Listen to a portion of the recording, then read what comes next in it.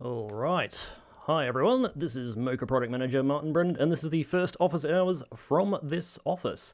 So we may experience a couple of little glitches going forward, because this is the first time we've tried it at this office space, but we'll see how we go. We're going to dive into working in the Remove module, and go through all the little nuances that help make the Remove work better for you. So we're not going to spend a lot of time talking about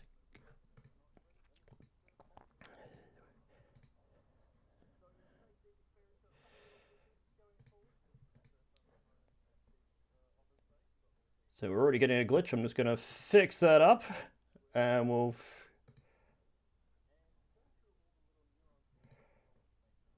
Let me fix that.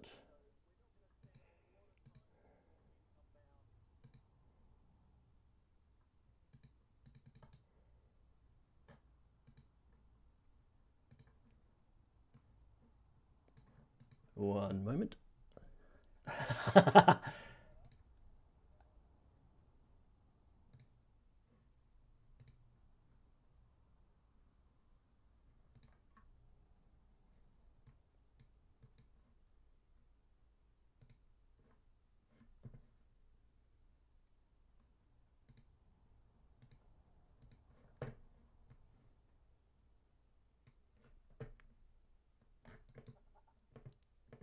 There we go. I think I found the problem.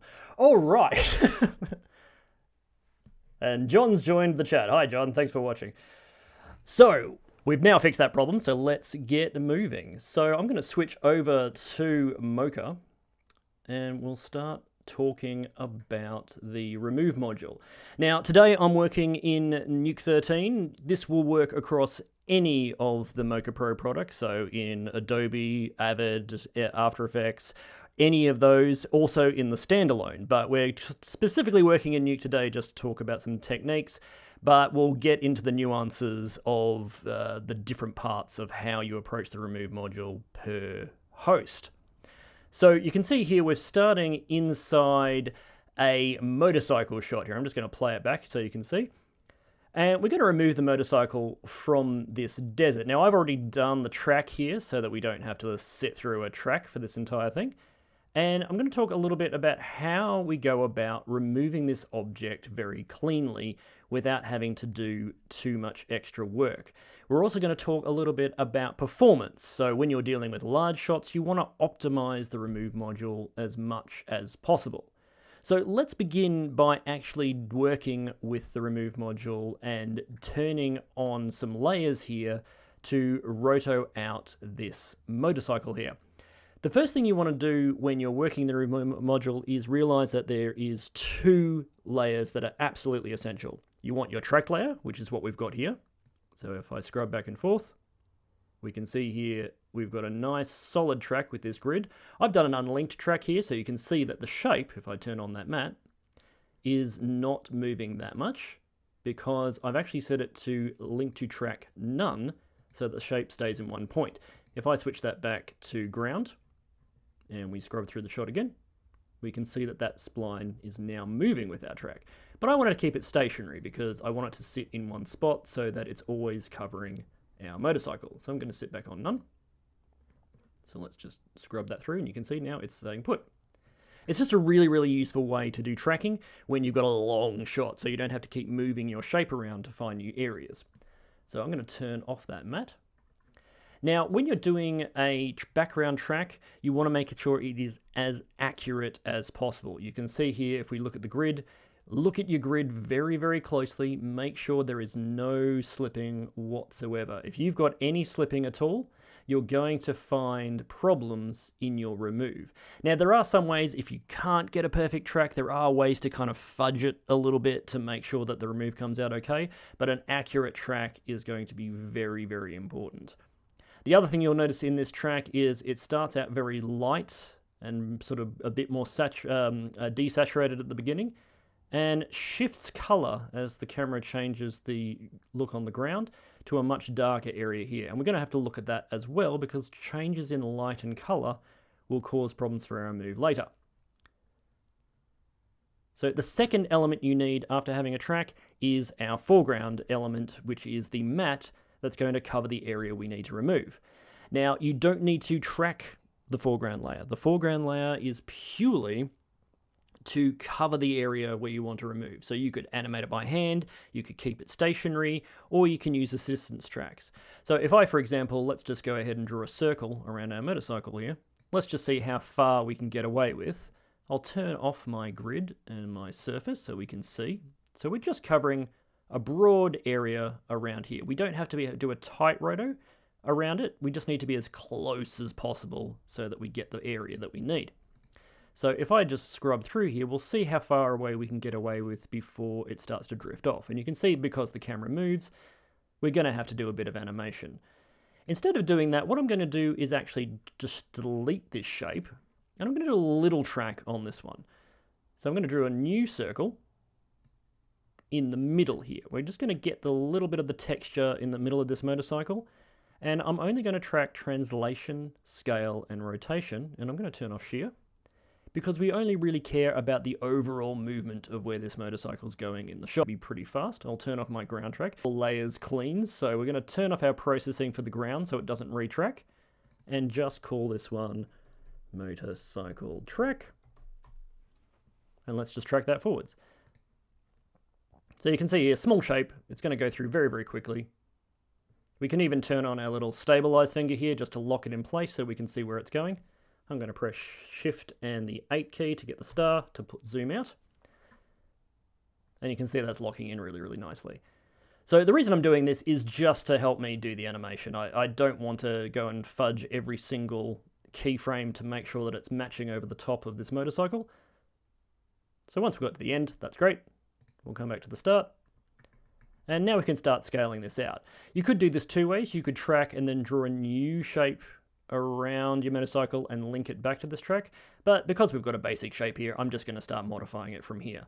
So I'm back on my first keyframe, so I don't make an animation keyframe, and I'm just going to scale this out using the transform tool. Let's just move that around, and we're just going to get the overall blob that is covering this area. So we can look at that, and we'll play through and scrub through the shot. I've still got my stabilize key up here, so it's called quick stabilize. This is just useful so you don't have to keep panning around your shot. You can just keep it locked onto the area that you're tracking. So we're going to see it start to bleed out a little bit here. So I'm going to move my transform tool over a little bit. We'll keep going through. You can see again here a shadow, so I'll drag that out. So we're just sculpting the garbage mat over time to make sure that we're covering everything we need. But I want to keep it reasonably tight so I'm not wasting too much remove space. So let's go around, and that's looking pretty good. We've got a bit of a shadow here, and that's looking pretty good.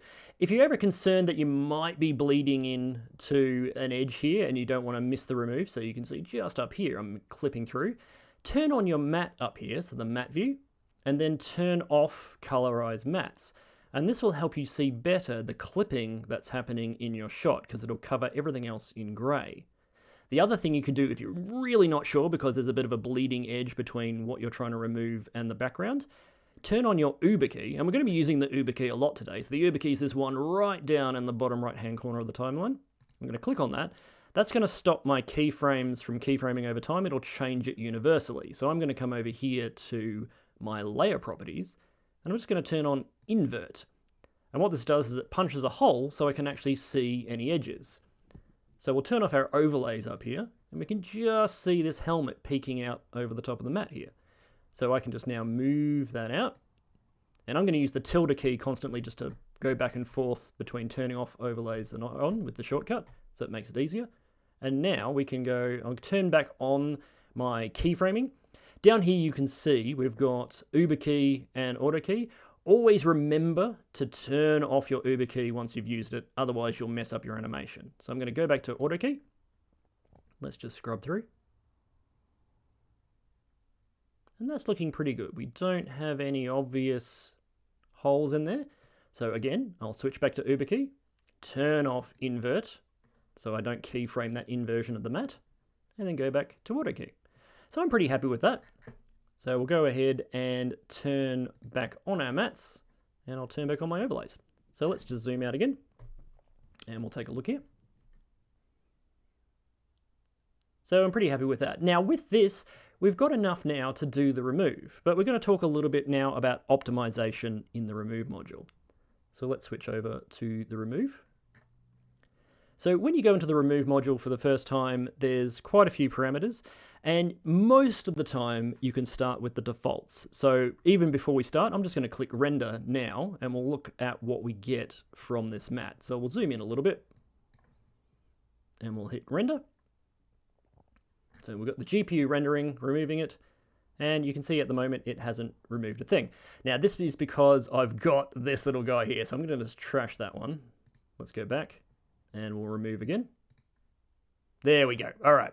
So we've now removed it, but there's going to be a few things that you can notice here. First of all, if we zoom in, we can see a little bit of a line going on here and a bit of a discoloration between where the patch has been removed and the original background. So if we look at the original, there's the original, and we can see the light coloration on this side. I'm going to zoom in even a little bit further so we can see this up nice and close. And if I go back to the remove, you can see that slight discoloration, and we'll talk about why that is. So let's zoom out. So because we're at the beginning of this shot, let's take this little rock here as a visual reference, okay? If I scrub forward in time to about where that motorcycle is past that rock, see how the background color has changed because the camera exposure has changed over time. So if I go back to the beginning, you can see a subtle change in that light as time goes on. So what Mocha has done, if we turn our mats back on, is it's gone, I can see forward in time to here where I can use some useful planar information to remove the objects on this frame. So I'm going to scrub through, and it's taken that and tried to copy and paste it directly to this area over here, and then do some magic in the background to make sure it all lines up correctly. So we're going to have to adjust to make sure that this blends in nicely. The other thing we want to do is avoid, if I turn off my mats for a second, the other thing we want to avoid is this hard line that's happening in the shot. This is quite easy to fix, and we'll also work on that. Secondly, down here, this, even though it removed reasonably quickly, we could optimize this a bit further, because these frames before and frames after values down here are how far ahead to look either side of the current frame you're on to look for information to remove. So looking through the entire frame range here is probably a bit pointless because we're not removing that far. I'm going to zoom out a little bit here. There we go. So if we scrub through here, you can see he's moving pretty fast. So using every single frame before and frame after is not really helpful. So I'm going to click on this guy, and let's use that rock as a reference again. So we'll see here on frame 0, he's ahead of the rock a little bit. Again, we'll zoom in. And the mat is just ahead of that. So let's scrub forwards until he's past that rock. So that's about 30 frames.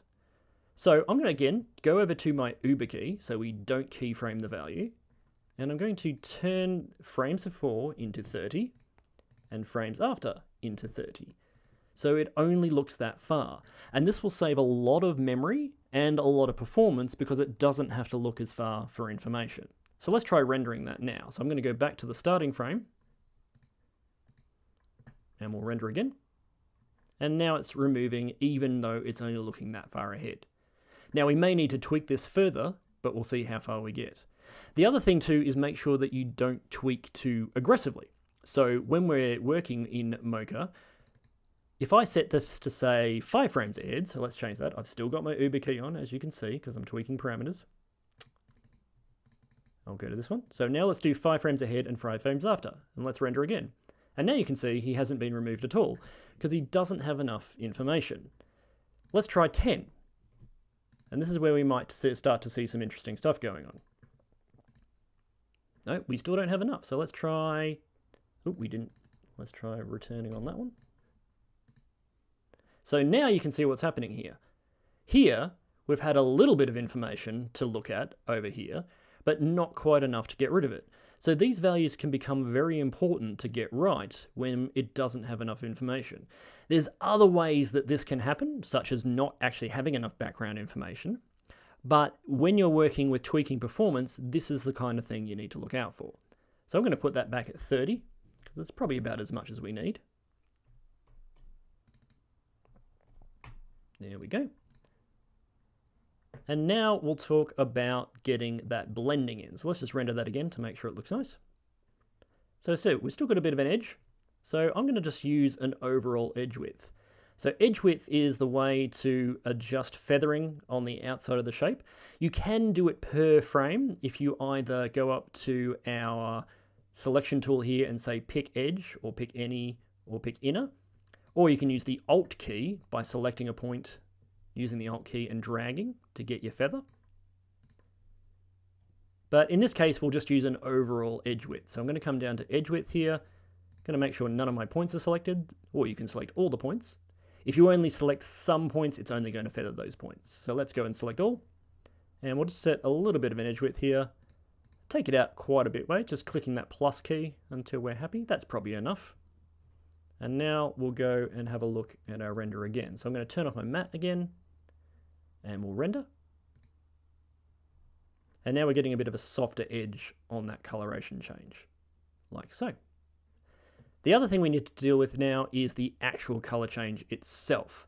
And this is where the illumination modeling comes in. So the illumination modeling is going to help us change the overall patch area to match the rest of the scene.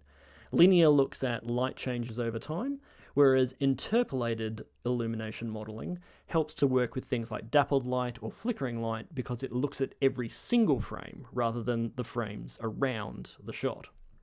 So I'm going to try linear first. And once again, I've still got my Uber key on because we're tweaking parameters. I'm going to go turn on linear. And we'll just zoom out a little bit so we can see our shot here and just render again. And now we're getting a slightly better color change here. You can see that it's blending far better into the overall area because it's taking in information either side of the frames to work out how that light's changing over time. So linear is probably good enough for this instance. We could do interpolation, but interpolation is a frame-by-frame process, and it's also quite slow compared to linear. On fast machines these days, it's actually reasonably fast, but it's also only a CPU effect, it's not a GPU effect, so it does slow things down a little bit. So linear is much, much faster compared to interpolation. If you can get away with it, do. We always recommend starting with none, then linear, then interpolation if you're running into problems. So we'll just render this few frames forwards and see how we're looking. So we're getting a pretty good result. So the other thing we can do here is a bit of a blend. When you're getting some slight changes over time in the sort of patch area itself, we can set up a blend to try and cross-blend patches of frames over time to help smooth it out. So we can come down here and set a blend amount. This is a certain amount of frame pixels, so I don't want to go above my 30, so let's just go about 10. And we'll render again. And now we're getting a much smoother remove here where there's no longer any artifacts.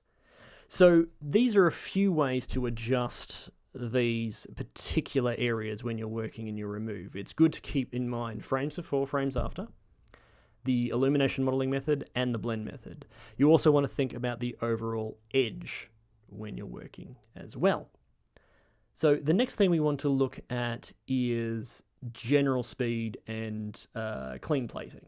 So in this particular case, I'm not really going to cover 3D compensation and flood fill. You don't use these particularly very often. They're good for some situations, but for the most time, you won't be touching these parameters over here. So clean plating is a way to either bring in your own clean plates, render out a clean plate you've already got, or optimize your remove as well. So this is removing pretty fast, so let's just render that again. You can see how fast it's rendering. So we're getting about a frame or two every second. If we wanted to smooth that out even further, we could actually create a clean plate from what we've already rendered. So on this frame, we've got a nice clean render now, so I could go ahead and say create clean plate, and I'll just save that out. Let's just call this motorcycle.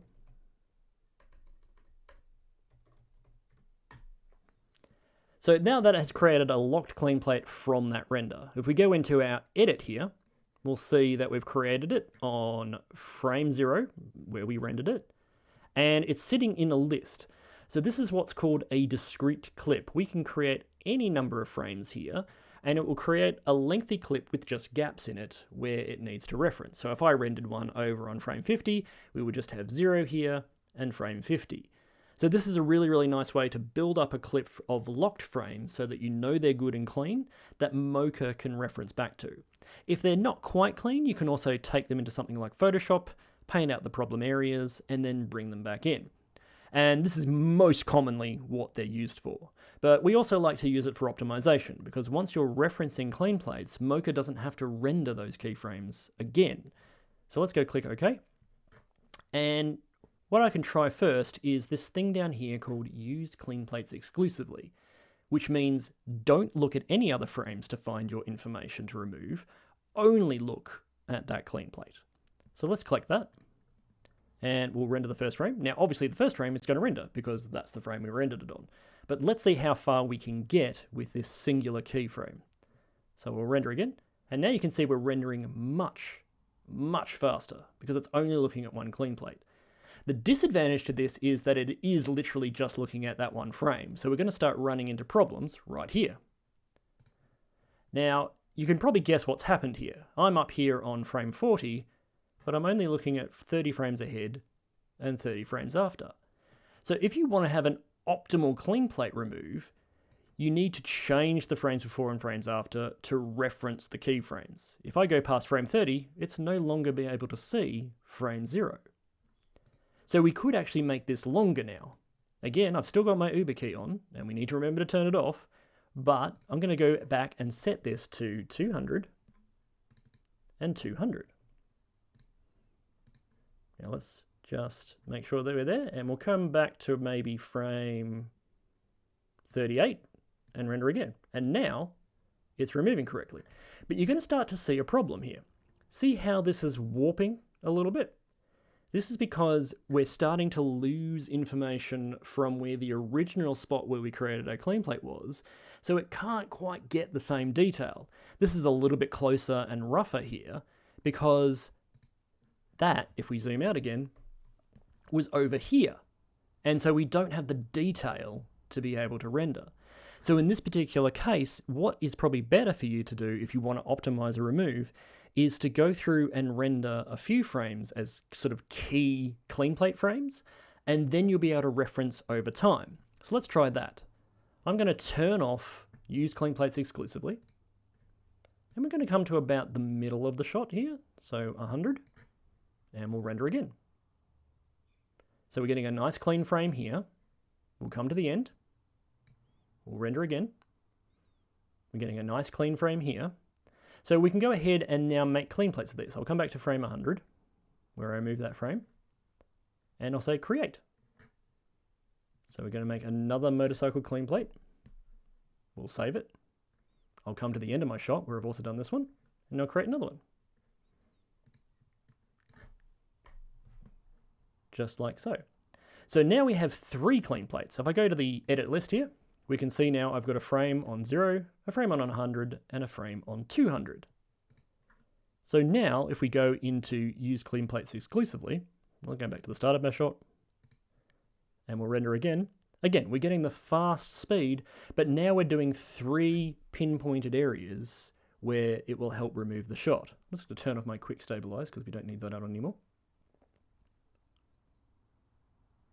So you can see how we're starting to get good referencing over time. And you can make as many of these as you like. If you're happy with a clean plate, just render it, and then you'll have that information to use and reference back to. If you're not happy with the clean plate, you can go into Photoshop, paint it up, and make it look good again. So there's multiple versatile ways to make sure that you can keep these removes cleaned up and in step.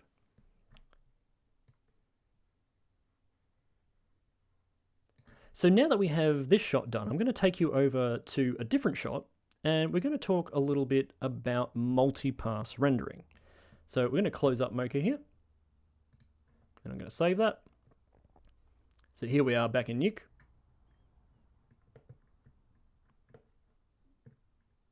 So inside Nuke, you would just go over to our plugin interface, and this is the same for all the products, so Mocha Pro in After Effects, in Premiere, inside any of the OFX plugins like Fusion or Nuke or things like that, and also inside Avid. So all of these processes are the same for the plugin interface. You just choose your render module. In this case, we want remove, and then you just click render, and it'll start referencing Mocha and rendering out in the frame. And again, the Cleanplate method is extremely useful for host plugins. The reason for that is that you've got to think about the plugin cycle.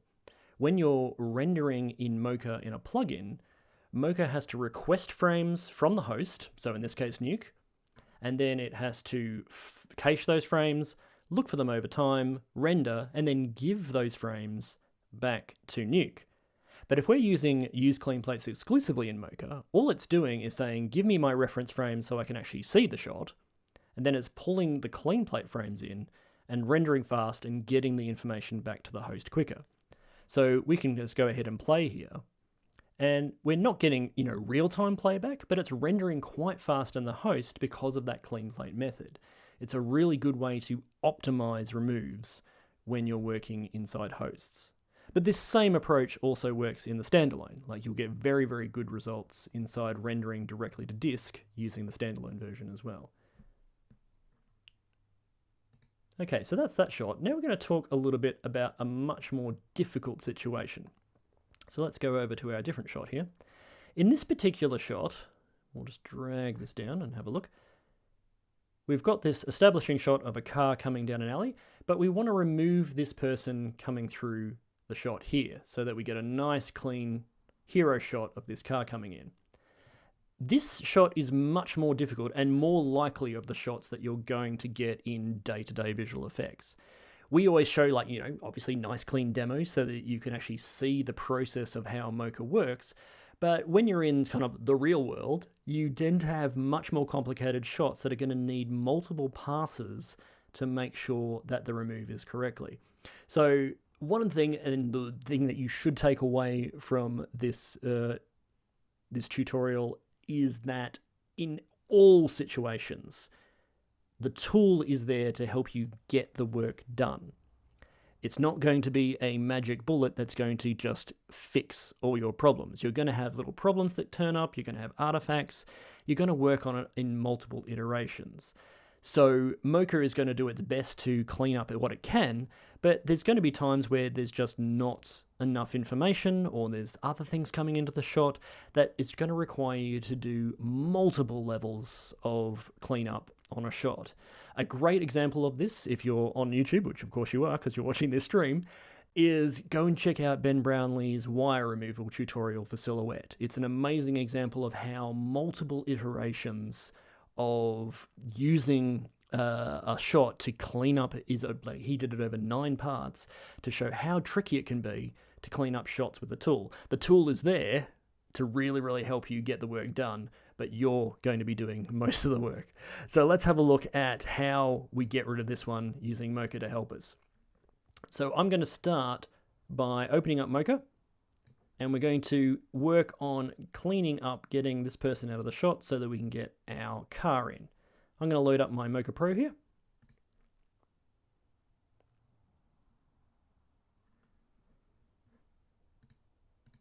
All right, so you can see here, this is a much more complicated shot. I've got multiple layers here, and we're going to talk exactly about why. The first thing, obviously, is that we need to garbage matte our guy. Now, in this particular case, I've done exactly what I did in the motorcycle shot. I've gone and I've tracked a little bit around his head, because his head's actually a pretty stationary area, and then I've just linked it to the garbage matte and made a couple of keyframes, as you can see here. So very, very basic shot. Luckily, his hands aren't swinging around too much, so we didn't have to do too many keyframes. The other thing that we need to look at is this guy here, and we're going to deal with him in a secondary pass. So, and we'll talk about a little bit why we do it in a secondary pass a bit later.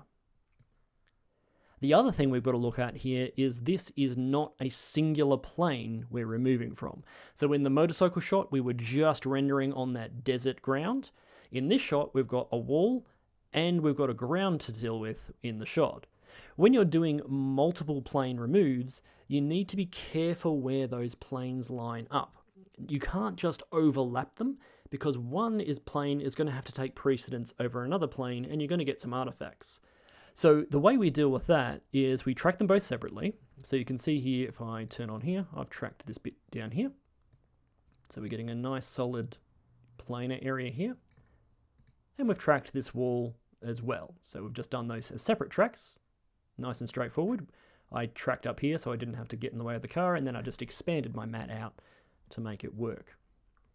Secondary, we then used a tool called the Attach Layer tool up here.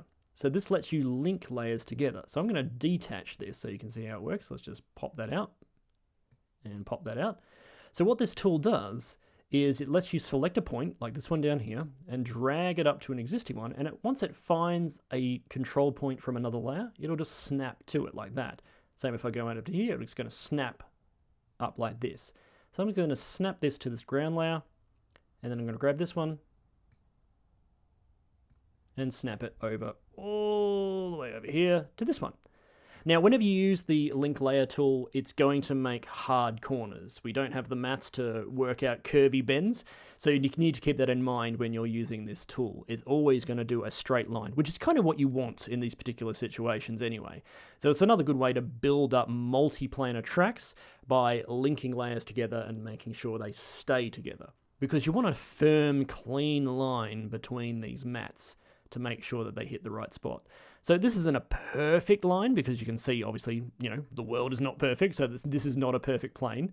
And you can see some subtle edges going along the edge of this wall onto the pavement, but it's going to be enough to remove what we need. So I'm going to go ahead and select my guy here, and we can go ahead and start removing. So I've got a head here, that's removed there.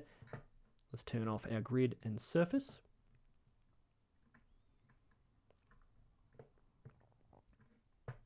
And we'll go over to the remove module. So once again, I'm going to just start this from scratch. I'm going to turn off my clean plate here, and we'll reset back to what we need. So we're going to look across all frames. This is a short shot here. It's only 35 frames. And you can see I'm looking across the entire shot because I want to make sure that I've got everything in here. Because at the big right here, but he's taking up quite a bit of space here. Like he's taking up, even up to almost this point, he's still covering the area he was originally in because he's walking fairly slowly. We also don't want to make sure that we don't pull in the car information as well. So I've kept those frames the same all the way through like that. So let's go ahead and try removing him. I've just taken off my clean plate because I did an optimization step. So let's render. And again, we're getting a nice clean remove here. So let's just go ahead and turn off that layer mat, like so. So here, we can see a problem. And this is exactly what we're talking about in the motorcycle shot, is that we didn't have enough background information to get rid of this particular area. So when you're working in Mocha, it's tracking objects over time, and if the foreground object never quite moves out of the parallax area of where you've tracked, it's not going to be enough to remove an object in the shot. So these kind of artifacts are quite common, especially in slower moving shots, or where the actor just stays in one spot for a long time, or there's just numerous foreground elements that can get in the way. So these kind of artifacts, the only real way to get rid of them properly is to go and paint them out manually. So we can do that now. I'm going to go ahead and load up Photoshop. Let's just pull up Photoshop. And I'm going to create a clean plate here. So I'm going to go ahead and create. And we'll call this one person in front of car. So we're nice and clean and we know where that is. And we're going to go over to Photoshop now and just quickly paint that out. So I'm going to go over to Photoshop. Let's open it up. We'll find our plates. Person in front of car.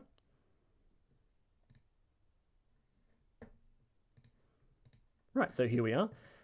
Now, because if we look at our image here in our mode, you can see it's using 32 bits per channel. So we're not going to be able to use the patch tool to quickly clean this up. So I'm just going to use the stamp tool. So let's go over to the stamp tool. We could down res it, but it's not a good idea to do that. So I'm just going to quickly go in here and paint out the cleanup. So we're pretty much done. Make sure that just looks a little bit neater. Yeah, like that. And that's all we need to do. So I'm just going to save that.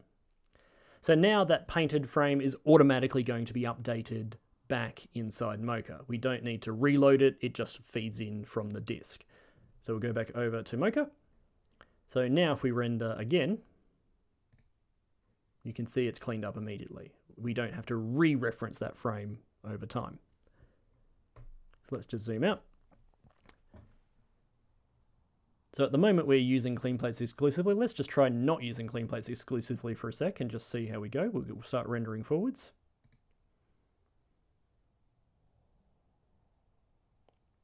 Now this is a much larger frame. This is about a 4K shot, so it's taking a little bit more time. So we're going to go ahead and use that Cleanplates exclusively so it speeds up. I'm going to go here, click Use Cleanplates exclusively, and now we'll render, and you can see how much faster it is. It's rendered off, rendered on. We're also going to set a bit of a blend on this one. So if we come through, we can see a little bit of a patching going on here. So I'm going to blend to about 10. Now you can see here the mistake I made because I just caught myself doing it. See here, I've just set a blend of 10. There is now 2 keyframes here because I didn't use Uber key.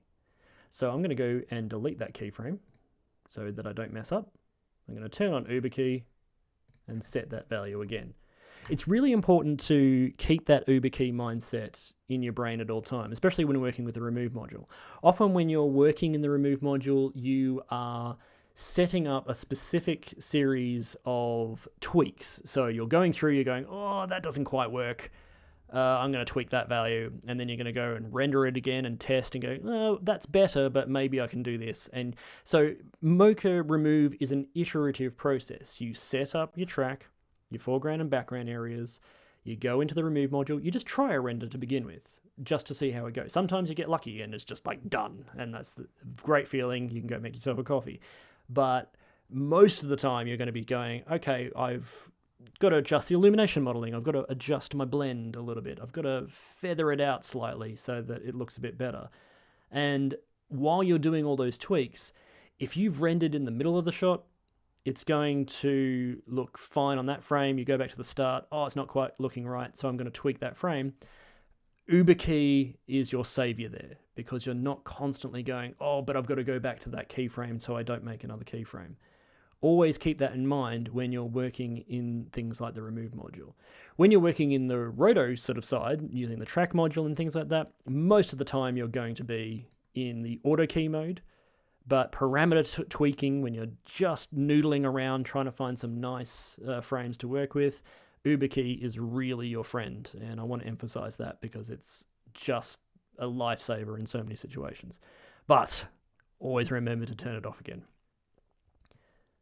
So let's go and check that. So I'm going to go back and try that. We've done that blend in Uber key. Let's just render again. And now it's actually blending a lot better here. We're not getting that edge that was falling off here. The gutter is smooth once again. So once again, we've tweaked. We've got the clean plates. We're removing fine. I'm going to scrub back to the beginning of the shot and we'll just render forwards.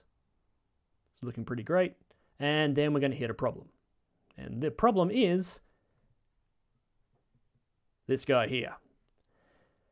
So this guy here is this kid that's running in front of our foreground element. And there is zero way to remove him easily without doing either a complicated roto by adding him to our foreground shape or doing a multiple pass remove inside Mocha. I don't recommend doing the multi-pass remove by trying to add multiple layers and getting it done. What you should do instead is get it to this point where we've got some nice clean layers and him as an artifact at the end. Then in standalone, render to disk and then re-import the shot and remove a second time using the information you've got already. Mocha is a great tool for recycling information. So you've got your tracks, you've got your roto, you've got all of this useful information that you can use again and again and again. So I'm going to close this and save. And let's go back over to Nuke. So you can see here what I've done is, that's my Mocha node here that I've just opened before. If we look at our render pass here, I'm just going to set the right up. So we're going to re-render this. So we're going to come into here, save that. And I'm going to render this in render. And we'll go ahead and render this. So I'm going to render this to disk just so that I'm dealing with the rendered frames, not the read straight from the plugin. The reason to do this in, say, for example, Nuke is just to speed up time. You can render from plugin to plugin, but it's much faster if you're happy with the shot that you've got to just render it down to a right node and then read directly from the right node. And the same goes for standalone. If you're happy with the first pass, render it to disk, and then use that render for the next pass.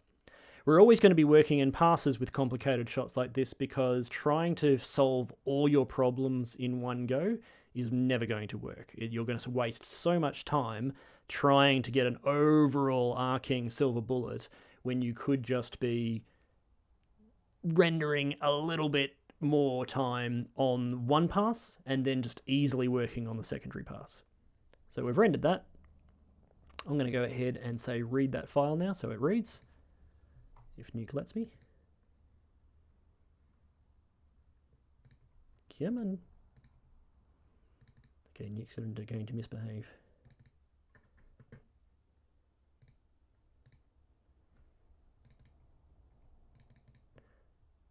I'm just going to close that and reopen it because it's being a pain. Luckily we saved this earlier.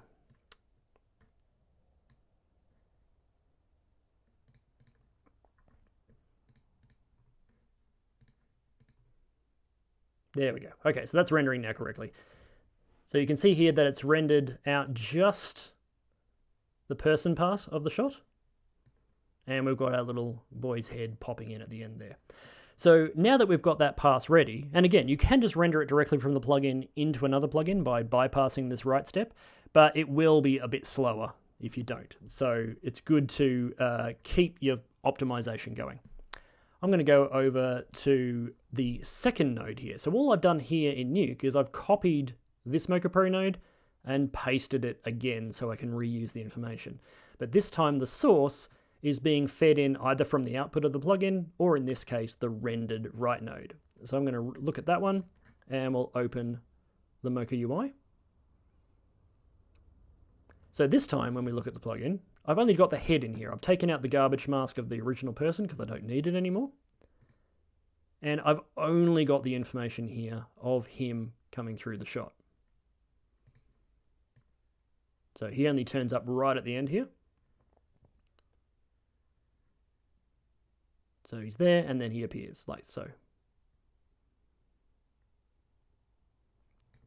So what we're going to do now is just use exactly the same tracking data. We've got the ground here and we've got the background as normal. So we don't need to retrack this because we've just copied the information. Another way to do this is create a new node and open the original project. So if you've exported your project from the other plugin, if you've been working in another piece of software or the standalone, you can just open that project and reuse the information in here. But we, in this case, because we're in Nuke, we can just copy and paste the effect and use the same information. I'm going to come over to this part of the shot here. Let's select allow. We're getting some read information. This is the part of the stream where all the things in Nuke start to go wrong. So we're getting a bit of a problem reading the end frame. I'm just going to close that. Let's not save and just check what's going on there. I might even clear my cache just to make sure it's behaving.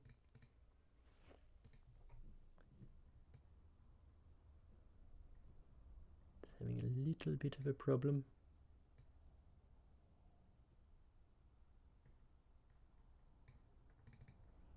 Right, let's just take that out of the equation for a second. This wouldn't be a live demo if we didn't have to solve problems while we're in the middle of the live. Just going to make sure that that's still removing correctly. Let's check that frame. Yeah, that's still removing okay.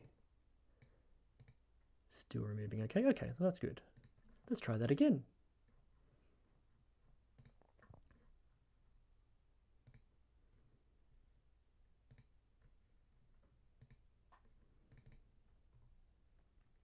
All right, we'll try just feeding it in directly. It is going to be a bit slower because it's reading directly from the plugin, but I'm having some trouble with that right node.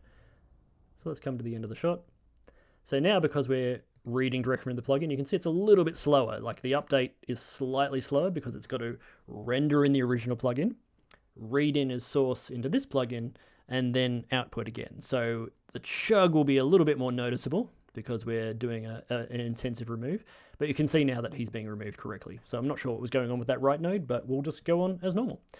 So here we can see now the head is isolated. You can see a bit of our foreground person sitting on this shot, but we've done the pass now. We've done the hard work, so we can just go ahead and start removing on this frame. So I'm going to go over to the remove module. Nothing needs to change here. We can even use the same clean plate as we were using before, and we'll go ahead and remove. And now we get rid of the head. It's a secondary pass that is taking in the information from the first render and removing into the second. So I'm going to go back to the beginning of the shot and we can render. So again, because we're feeding in from that Nuke plugin, it's going to be a little bit slower because it's rendering the first pass and then rendering into the second pass. But if we had that right node working, it would be much faster because it's literally just reading from disk. So we're going to go through, render that. Now our head doesn't come in until like almost near the end.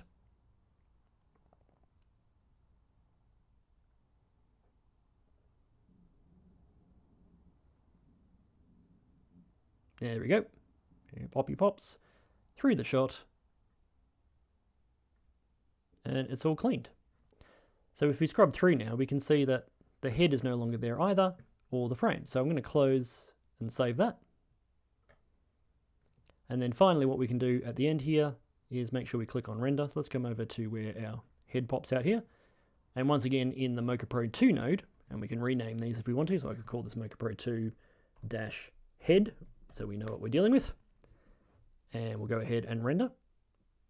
So now that's going to go ahead and render through the Mocha Pro node, into the Mocha Pro 2 node, and render out our head.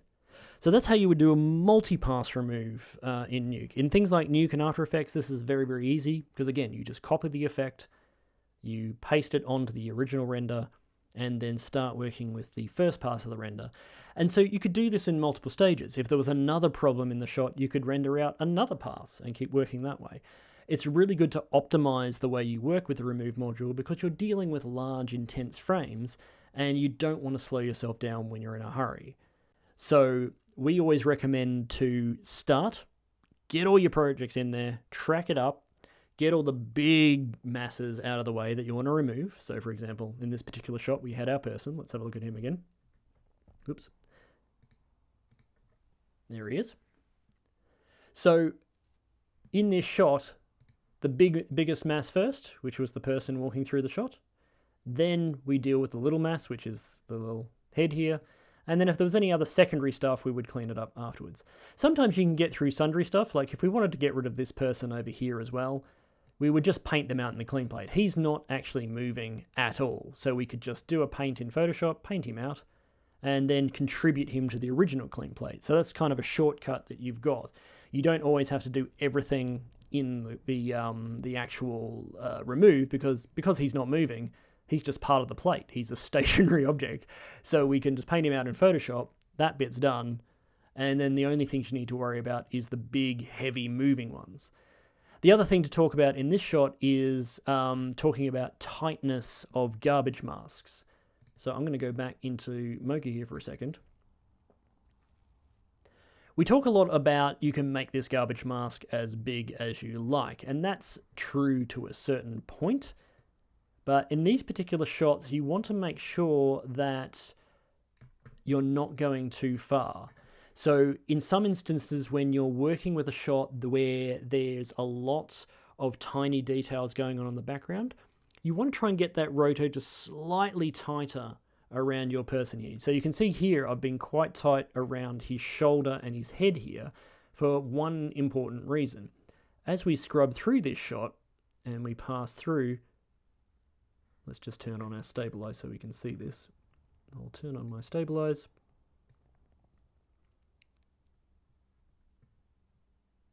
Actually, we don't need stabilizer for this. We'll just come over to the other side of the shot. So as we're coming through here, you can see this. In here in the doorway, there's a reflection as the car pulls up. If we had our matte too large, and you can even see it here, if I go ahead and remove this frame, we've actually taken that reflection out because it's overcompensated for what we're removing and is patching in background from the original frame, which didn't have the reflection. Because we're only using a single clean plate here, this particular frame is what's being referenced for the plate, and so when we go ahead and remove on this frame, it's taking out any reflections that would have otherwise been there. So if I go back into selected layer here, I'm going to pull that down a little bit, and now when we do the remove, it's going to ignore that because it's now using the original background from our shot. So when you're working with these garbage masks, it's important to work out what's going to be residual information in the background as well. You can't just sort of make a super large garbage mask and hope for the best. You want to think about what part of the story is being told in these things and what's going to look odd to the audience when you're removing. So again, if we look at this one again, let's just keep going through this shot. Like this reflection here, even though it's, you know, sort of substitute to what's going on in the rest of the shot, it helps sell the scene more that you're not just dealing with a static area in the background or a scene dressing. It's actually adding a bit of life to the scene. So we want to be able to contain that as time goes on. So again, if I do my Uber key here and we really expand out this matte, so we did a fairly large garbage matte with the motorcycle, but if I was being a bit lazy and went all the way out here and started rendering here, you're going to start to see a really odd sort of cut-off reflection here, which is going to get noticed. So you really want to make sure that in some instances when you're telling the part of the story or trying to maintain the specific background ambience and things like that, that you don't remove too far, or alternatively that you try and be a bit more careful with particular clean plates that you're using. So in this particular case, because, you know, the background is a fairly static scene, we've only done one clean plate. But if there's going to be other things like there's birds in the shot or there's, you know, other residual information, you want to make sure that those parts of the shot are not remaining static. Otherwise, your scene is just going to look stale, or the patch you're removing is also not going to look quite right. So let's go clean that back up. I'm going to go back to selected layer. We'll keep that tight around his shoulder here, so we want to make sure that's right in there because that reflection is just starting to come in.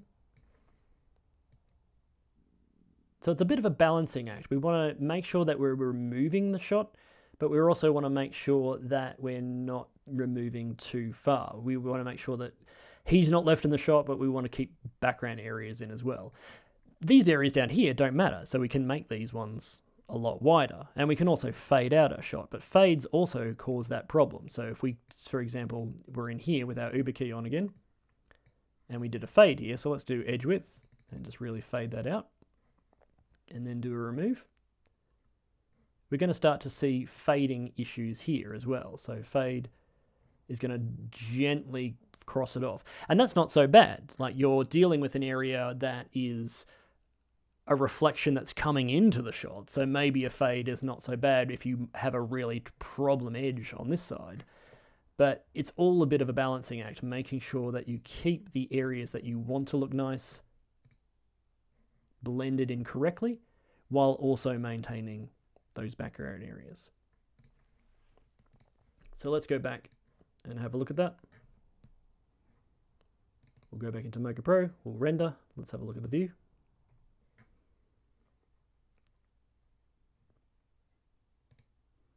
We'll come back over into Nuke where that shot is fading out.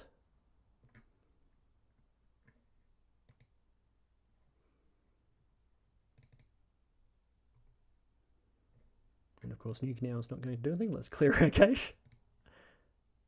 Come on, Nuke.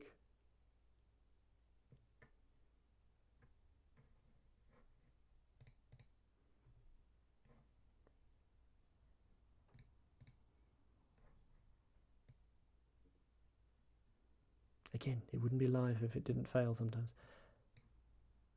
It just does not want to render that today.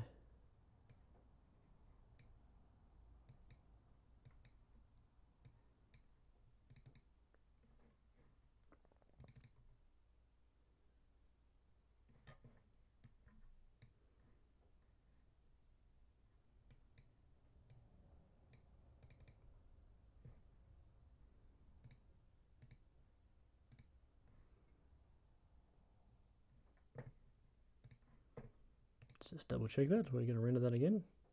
Yeah, it's fine in there. There we go.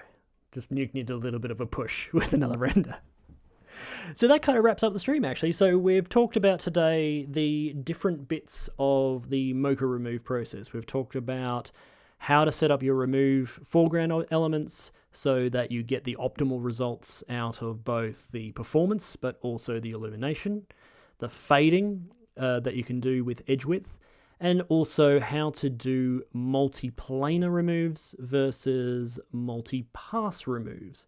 And most of the time you're going to be dealing with the latter. The multi-pass removes are very, very common, especially when you need to do additional little paint outs and cleanups. Multi-planar removes are also extremely common when you've got just street shots. Any urban environments, you're going to be dealing with a lot of these. You've got buildings, you've got pavement, you've got roads. They're going to be a very common thing. So always remember those little tools there that you've got to fix that up. You've got the link to layer, which is this little link symbol up here. That just helps you link your clips together when you're doing coplanar removes, or non-coplanar removes, I should say. Remember to fade out in areas and keep those foreground areas a bit tight. But also just make sure that when you're working, Mocha is an amazing tool, but it is a tool. So use the tool to your advantage. Don't just assume that Mocha is going to do all the work for you. It's going to do its best because it's an amazing tool, but you want to make sure that multi-pass rendering using all the tools at your disposal really helps you to get those cleanup shots done. So thanks for your time today, and we hope you got a lot out of it. And thanks All Things Film and John Dickinson for commenting in the chat. We'll see you next time.